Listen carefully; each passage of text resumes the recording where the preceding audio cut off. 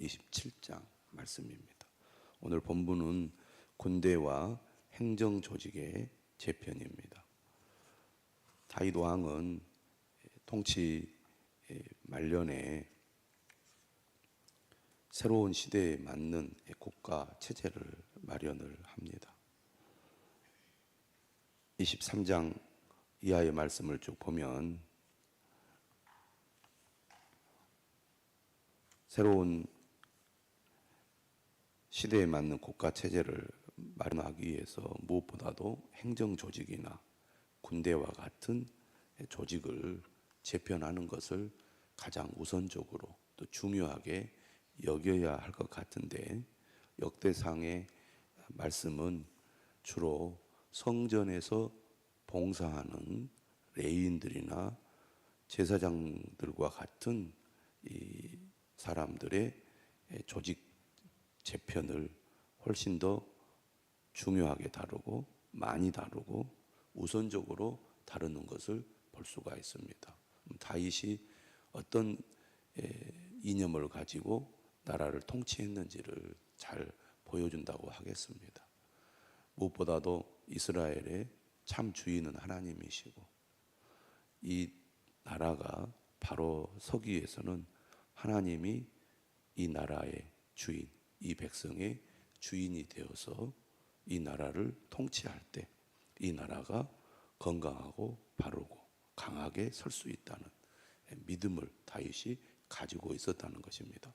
그렇기 때문에 무엇보다도 국가를 바로 세우기 위해서는 하나님을 가까이 하고 하나님 중심의 삶을 실천할 수 있는 레위인과 제사장 조직을 건강하게 세우는 것이 중요하다고 다윗은 여겼던 것입니다.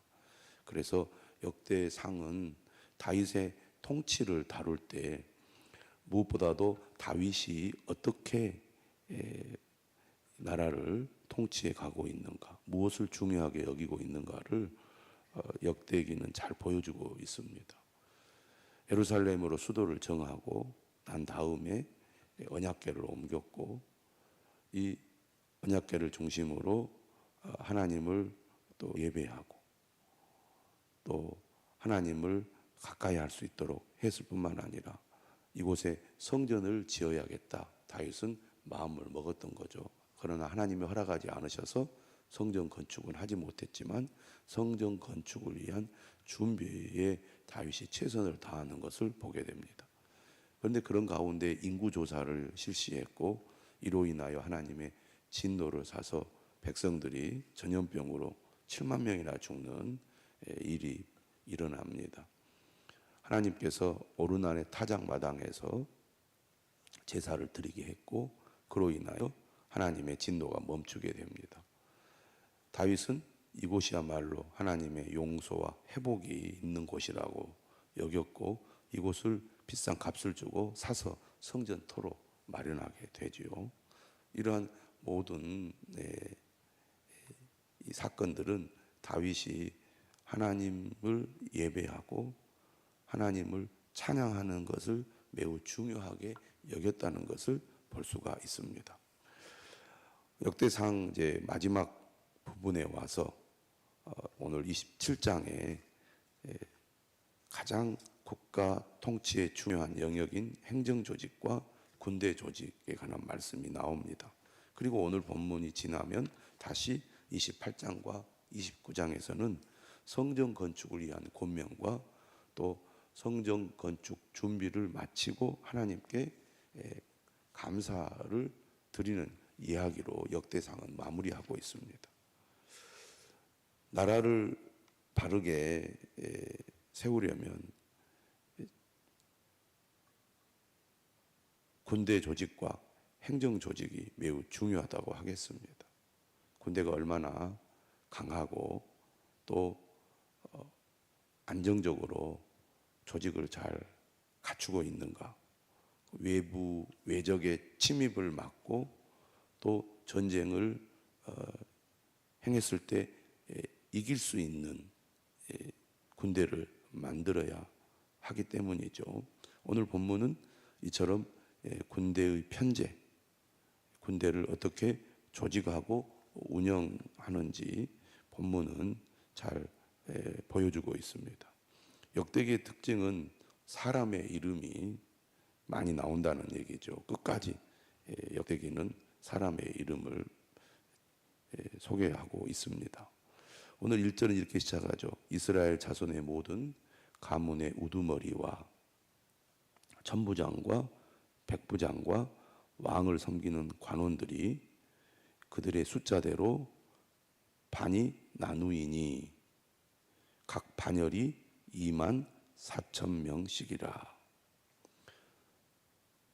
1년 동안 달마다 들어가며 나왔으니 총 12반을 나누어서 군대를 편성했습니다.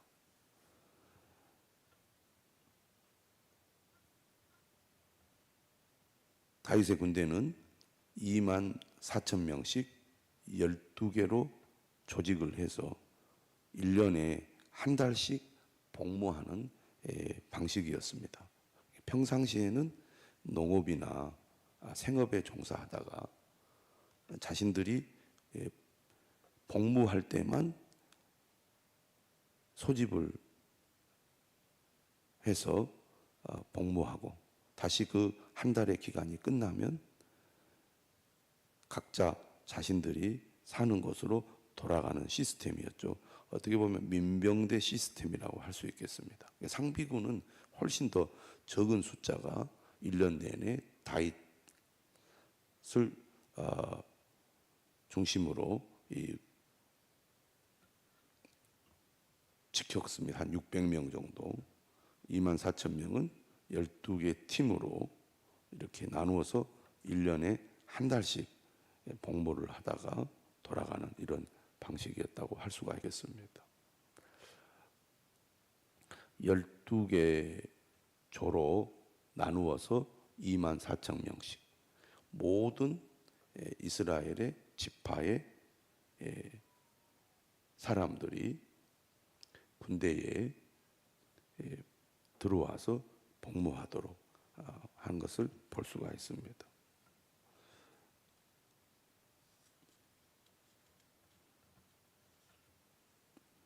이것을 우리가 이제 살펴보면 어떤 식으로 군대를 운영을 했느냐, 매우 질서가 있게 군대를 운영했다는 것을 보게 됩니다.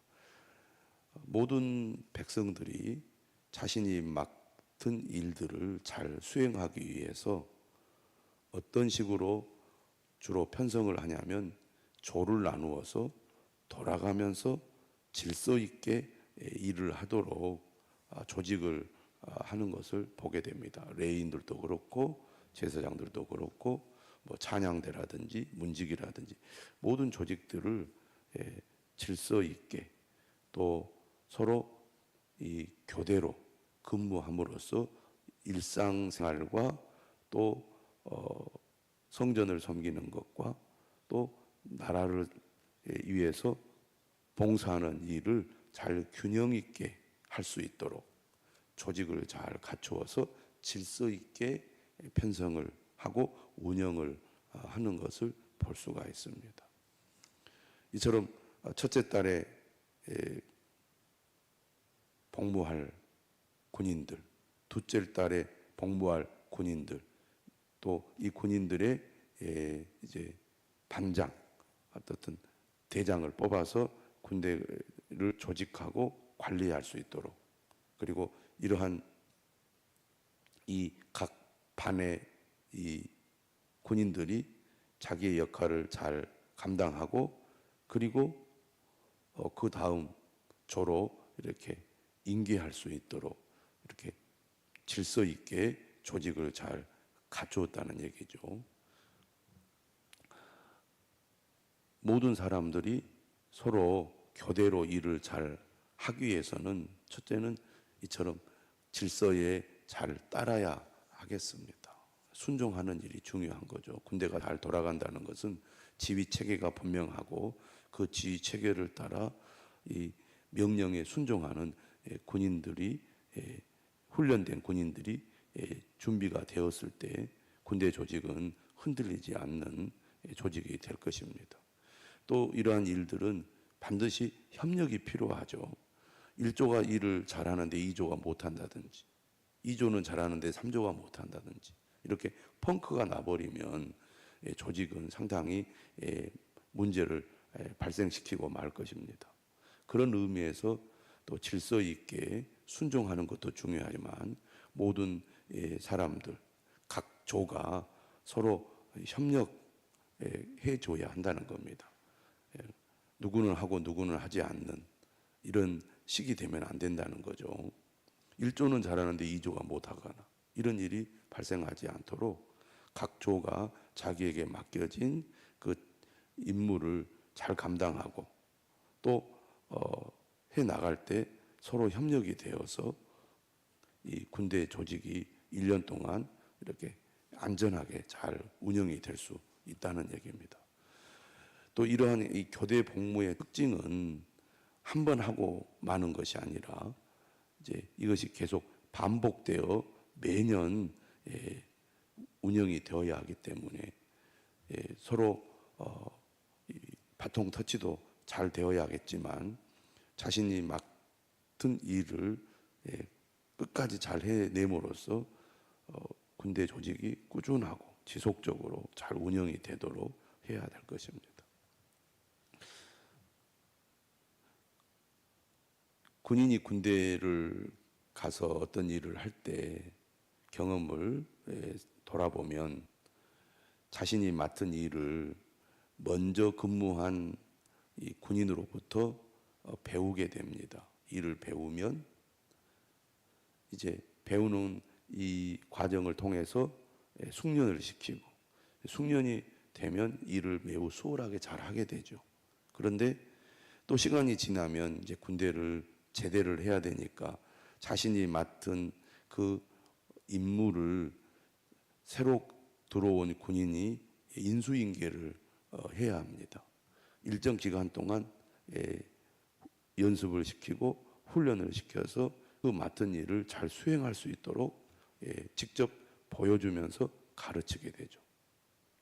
군대의 어떤 일들이 그런 방식으로 많이 진행이 됩니다. 근데 그게 계속 이어지고 이어져서 10년, 20년, 30년, 40년 이렇게 군대가 유지가 되어가는 것이죠. 이처럼 질서 있게 조직하고 서로 참여하고 협력함으로써 군대는 더 강하게 세워진다는 것입니다. 그리고 혼자 모든 일을 다 하지 않고 서로 교대해 가면서 일을 함으로써 일이 중간에 끊어지거나 또 지쳐서 쓰러지지 않도록 서로 협력하고 서로 교대하는 가운데 그 일들이 꾸준하게 지속적으로 이루어질 수 있도록 만든다는 얘기죠. 그런 의미에서 이 군대의 조직과 운영은 매우 중요하다고 하겠습니다. 16절에서 22절에 보면 각 지파의 지도자들이 나오죠. 오늘로 말하면 뭐 도지사와 같은 사람들이라고 하겠습니다. 국가가 잘 운영이 되려면 군대 조직이 잘 갖춰주고 군대가 매우 강해야 될 뿐만 아니라 일반 이 국민들이 안전하고 또 편안하게 잘 생활할 수 있도록 각 지역의 지도자를 잘 뽑거나 선택을 해서 그 역할을 잘 감당하도록 할 때 전체 나라의 국민들이 안전하게 또 평안하게 생활하게 될 것입니다. 그런 의미에서 행정 조직을 잘 갖추고 걸맞는 지도자를 잘 세우는 것은 매우 중요하다고 하겠습니다.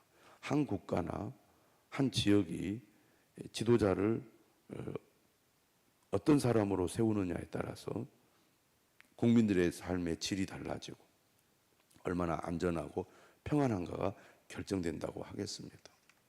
오늘 우리가 사는 이 시대는 이제 선거를 통해서 지도자를 뽑는 그런 구조를 가지고 있죠. 그런 의미에서 선거를 통해서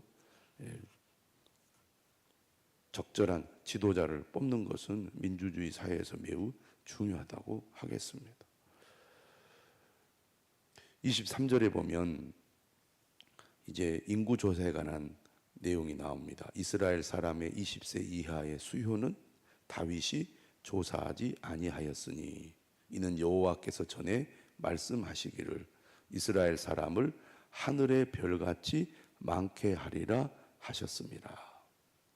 하나님께서 다윗의 인구 조사를 책망하신 이유는 다윗이 하나님을 의지하기보다는 사람의 숫자를 의지하려는 불신앙적인 태도를 취했기 때문입니다. 그래서 20세 이하의 인구도 조사하지 않을 뿐만 아니라 24절에 보면 요압이 조사하기를 시작했지만 끝내지 못했다고 되어 있습니다. 그러니까 믿음의 사람 다윗이 하나님을 의지하기보다는 자신의 힘을 의지하려는 그러한 이 행동이 하나님 앞에 큰 죄가 되었던 것이죠. 아무리 믿음이 좋은 사람도 자신이 힘을 가지면 자신도 모르게 교만해지고 하나님을 의지하기보다는 사람을 의지하거나 세상을 의지하거나 자신을 의지하려는 그런 유혹을 받을 수 있다는 것을 잘 보여주는 사건이라고 하겠습니다. 우리가 믿는다는 것은 나를 믿거나 내가 가진 힘을 믿는 것이 아니라 나의 왕이요 주인이 되시고 하나님을 온전히 신뢰하고 의지하는 것이라는 것을 우리는 분명히 알아야 하겠습니다. 마지막으로 25절부터 32절까지는 왕실의 재산을 관리하는 사람들의 명단이 나옵니다. 그리고 32절 이하에는 다윗을 돕는 참모들의 이름이 나오죠. 다윗의 숙부 요나단은 모사가 되었고 또 서기관이 되었고 그리고 학모니의 아들 여이엘은 왕자들의 수종자가 되었고 아이도벨은 왕의 모사 또 아렉 사람 후세는 왕의 벗이 되었다. 브나야의 아들 여호야다와 아비아달은 아이도벨의 뒤를 이었고 요압은 왕의 군대 지휘관이 되었더라. 오늘 말씀을 보면 효율적인 왕국을 건설하기 위해서 군사, 행정, 재정 등 여러 분야에서 체계적인 조직을 갖추었음을 보게 됩니다. 안정적인 국가 운영을 위해서 반드시 필요한 일들이죠. 다윗은 이러한 일들을 잘 수행했음을 보여줍니다. 나라가 튼튼하게 세워지고 강한 나라로 설 수 있었던 배경을 역대상은 우리에게 잘 보여주는 것이죠. 다윗이 철저히 하나님 중심의 삶, 하나님을 가까이 하는 삶, 그리고 늘 하나님을 찬양하고 예배하는 삶을 추구했을 뿐만 아니라 자기에게 맡겨진 그 왕의 책무를 잘 수행하기 위해서 군대나 행정조직이나 또 왕실의 재산이나 또 그를 돕는 사람들을 잘 세워서 국가가 또 효율적으로 잘 운영이 되도록 늘 지혜를 발휘하는 다윗을 우리는 말씀을 통해서 분명하게 보게 됩니다. 교회도 마찬가지죠. 교회도 질서 있게 조직을 잘 갖추어서 질서를 따라 성도들이 순종하고 또 자신에게 맡겨진 일에 적극적으로 참여하면서 충성을 다하는 그런 협력적인 성도들이 교회 안에 많이 있을수록 그 교회는 건강하게 세워진다고 하겠습니다. 주의 일은 우리가 한두 번 하다가 말아서는 안 됩니다. 주님 부르시는 그날까지 우리에게 맡겨진 교회를 잘 섬기기 위해서는 서로 협력하고 질서 있게 또 참여하여 그 일이 꾸준히 진행되고 그 다음 세대까지 이어지도록 우리가 해 나갈 때 교회가 이 땅에서 하나님께서 맡겨주신 사명을 잘 감당하게 될 줄로 믿습니다. 예배하는 일, 기도하는 일도 마찬가지죠. 우리가 열심히 하나님을 예배하고 기도할 뿐만 아니라 또 새로운 성도들이, 또 다음 세대가 하나님을 예배하고 또 주님을 위해서 기도하는 일들이 이어질 수 있도록 우리가 기도하고 도와야 할 것입니다. 오늘도 하나님께서 우리와 함께 하시고 또 우리의 기도에 은혜 주실 줄로 믿습니다.